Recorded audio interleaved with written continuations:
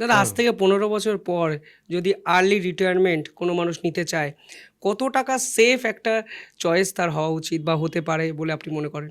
সেটা একদমই নির্ভর করছে তার লাইফস্টাইল কীরকম, হুম। তার ডিপেন্ডেন্ট কতজন আছে, তার খরচা কীরকম, এইটা একটা মূলত ডিপেন্ড করছে।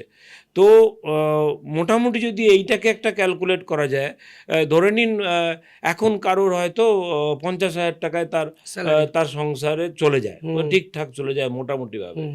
তো 15 বছর পরে আপনি ধরুন আমাদের ইনফ্লেশন যে ফিগারটা, ইনফ্লেশনের এখনকার যে আজকে অবশ্যই ইনফ্লেশনের ইয়েটা আজকের দিনে পাল্টে গেল। আমি যখন আসছিলাম তখনই সাংবাদিক সম্মেলন ছিল, বেসটা পাল্টে যাচ্ছে। তো ইনফ্লেশনের আমাদের সরকারি ফিগার যেটা কনজিউমার ইনফ্লেশন ইন্ডেক্স আসে, সেখানে কিন্তু আমার আপনার অনেক খরচার জিনিস তার মধ্যে ইনক্লুডেড নেই। হুম। যেমন ধরুন হসপিটাল খরচা, প্রাইভেট হসপিটালের খরচা। আমি কিছুদিন আগেই লোকসভায় একটা বক্তৃতা শুনছিলাম একজন এমপির, তিনি বললেন 9% রেটে ইনফ্লেশন হয় প্রাইভেট হসপিটাল, কোনো কন্ট্রোল নেই।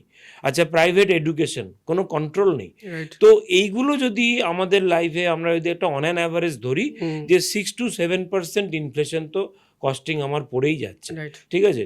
তো সেক্ষেত্রে তার মানে কিন্তু 10 বছর পরে গিয়ে হুম। আপনার এই সেম লাইফস্টাইল 1 লক্ষ টাকা আপনার ডাবল হয়ে যাবে, কিন্তু হুম। 1 লক্ষ টাকা খরচা লাগবে।